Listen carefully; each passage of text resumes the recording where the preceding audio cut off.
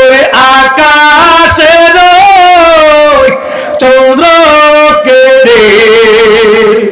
কে আলো দুনিয়ায় রাসূল নামে গলেতে তাসবির মালা ওরে কে চলে ওই কামলি ওয়ালা রে গলেতে তাসবির মালা ওরে কে চলে ওই কামলি ওয়ালা রে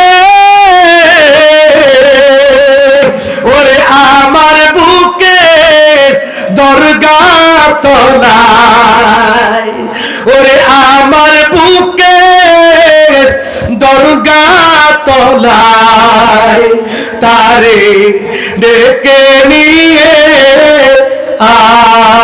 আয় রাসূল নামে কে এলো দুনিয়ায় রাসূল নামে আওয়াজ করে বলেন আল্লাহু আকবার।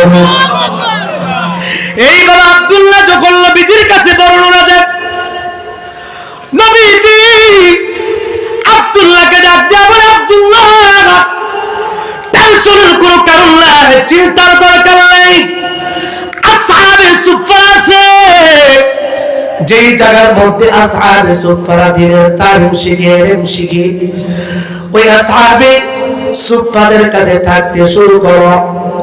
এবার আব্দুল্লাহ আসহাবে সুফফাদের কাছে থাকতে শুরু করছি। কিছুদিনের মধ্যে যুদ্ধের দামামা বাজে। নবীজির সঙ্গে আব্দুল্লাহ জিহাদে যাওয়ার জন্য আগ্রহ প্রকাশ করলে নবীজি আব্দুল্লাহকে জিহাদের জন্য নিয়ে যাওয়া হয়।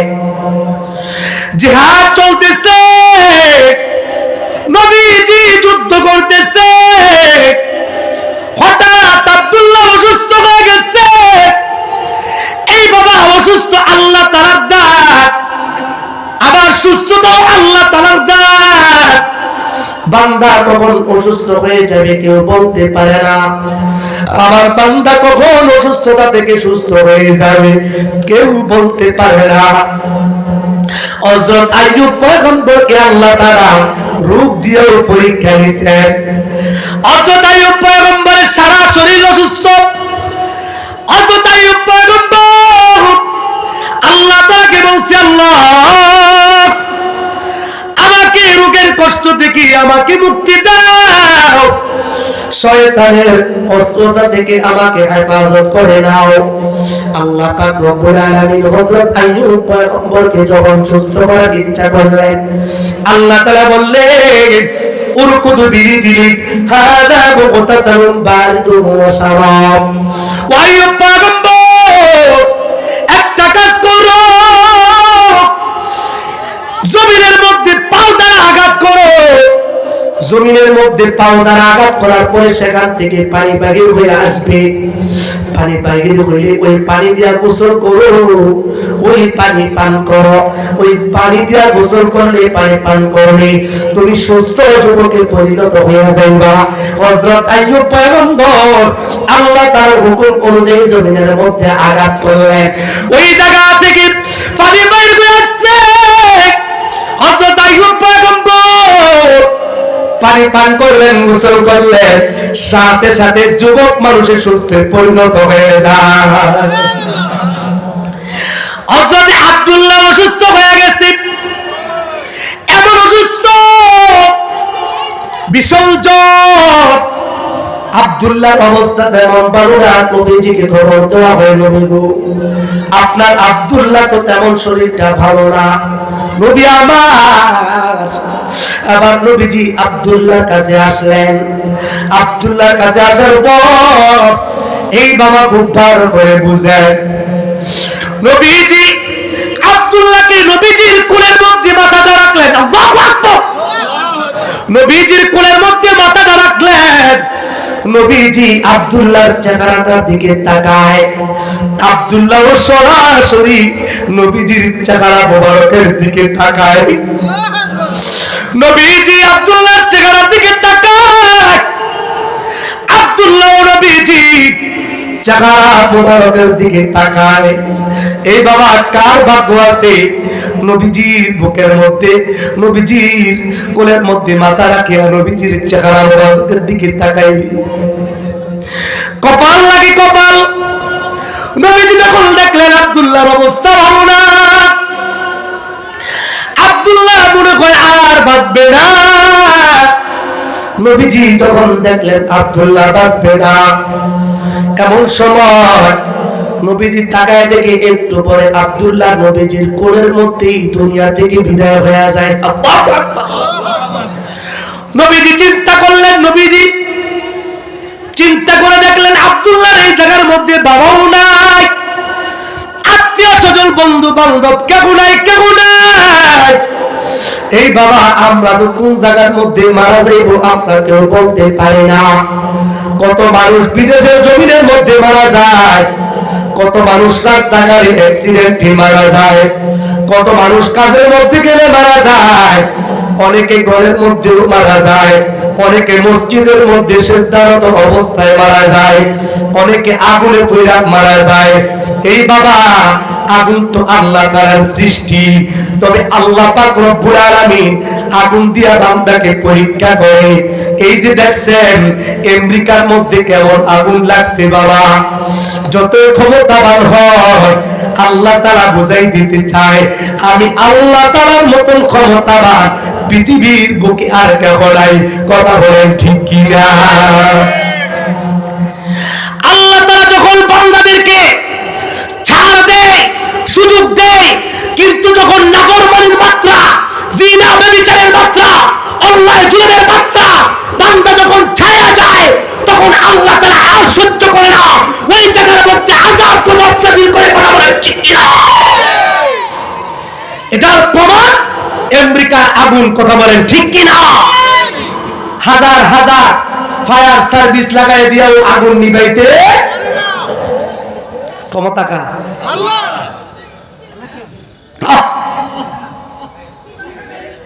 নবীজি যখন দেখলেন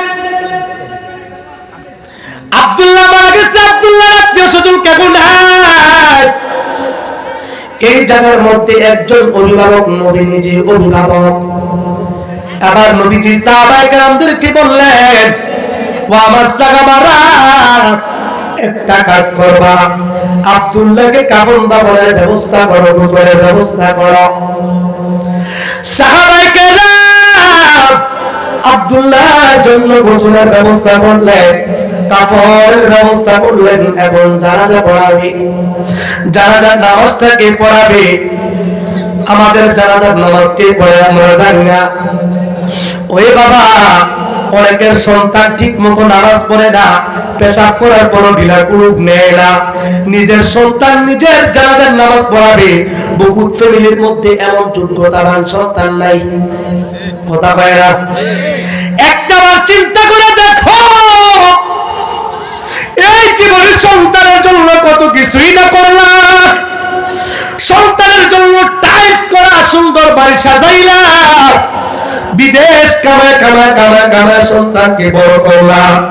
তুমি মারা যাওয়ার পর এই সন্তানটা তোমার পাশে বসে সূরা ইয়াসিন পড়তে পারে না, কোরআন শরীফটা পড়তে পারে না, তোমার জানাজার নামাজটা পড়াইতে পারে না।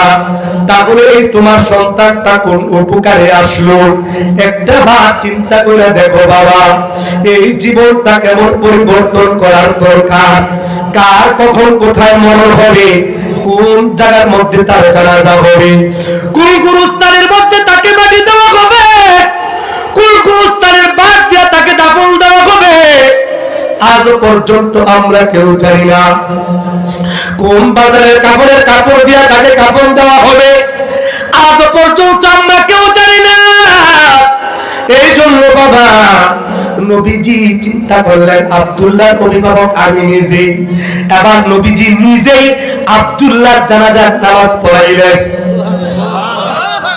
নবীজি আব্দুল্লাহ জানাজার নামাজ পড়ানোর পর এবার সাহাবায়ে কেরাম হযরত আব্দুল্লাহ যুলবিজাদাইনের লাশটা নিয়ে এবার কবরের পাশে চলে গেছে। নবীজি ধীরে ধীরে কবরের কাছে আসলেন। কবরের কাছে আসার পর এবার কে আব্দুল্লাহর লাশটা কবরের মধ্যে শোয়াইবে?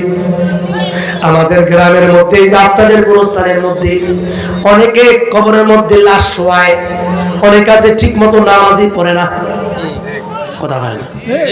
বহুত মানুষ এমন আছে গোরস্থানের মধ্যে লাশ দাফন দিতেছে, ঠিক মতো নামাজই আসে না, মসজিদে আসে না, কথা হয় না।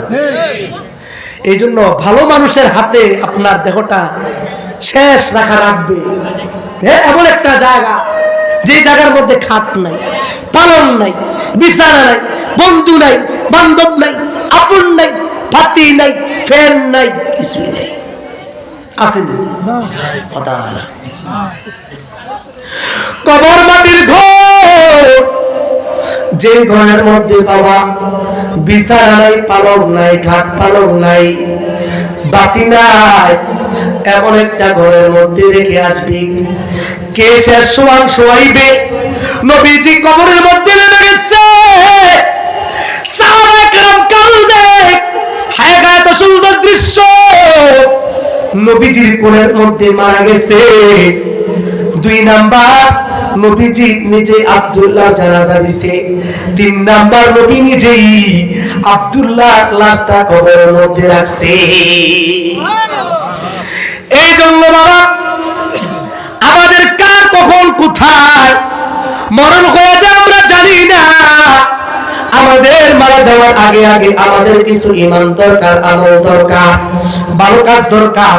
দান করা ভালো কাজ, নামাজ পড়া ভালো কাজ, জিকির করা ভালো কাজ, ভালো কাজের মধ্যে সময় দেওয়াও ভালো কাজ। মানুষের কাছে দ্বীনের প্রচার প্রসার করা, মানুষকে দ্বীনের কথা বলা, মানুষের সাথে সুন্দর আচরণ করা, হিংসা বিদ্বেষ না করা, মারামারি না করা, ঝগড়া ফাসাদ না করা, এটাও ভালো কাজ। কথা বলে ঠিক কিনা? কারা কারা আছে যে হুজুর আমরাও ভালো কাজ করে ঈমান আমল সুন্দর করে মরতে চাই? কারা কারা আছে? 2 হাত তুলে আল্লাহ তাআলাকে দেখায় দাও। নারে তাকবীর, নারে তাকবীর। মাশাআল্লাহ। আপনাদের কাছে আমি ছোট্ট করে, যেহেতু রাত 10:30 বাজে, প্রায় 10:30 বেজে গেছে, ওয়াজ কি আরো চলবো? কথা কয় না? হ্যাঁ ঠিক আছে, ওয়াজ চলবো ইনশাআল্লাহ। তবে আপনাদের কাছে আমার কিছু আবদার আছে, আমার আবদার রাখবেন, দেখি সামনের দিকে আলোচনা বাড়া যায় কিনা।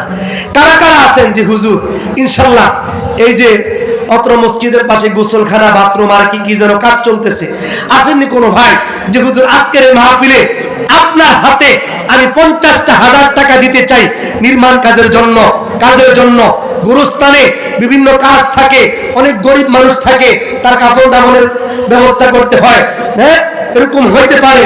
তো আসেননি কোনো ভাই যে হুজুর ইনশাআল্লাহ 50,000 টাকা আপনার হাতে আমরা দিতে চাই। এই 50,000 টাকা সর্বপ্রথম যার থেকে বের হবে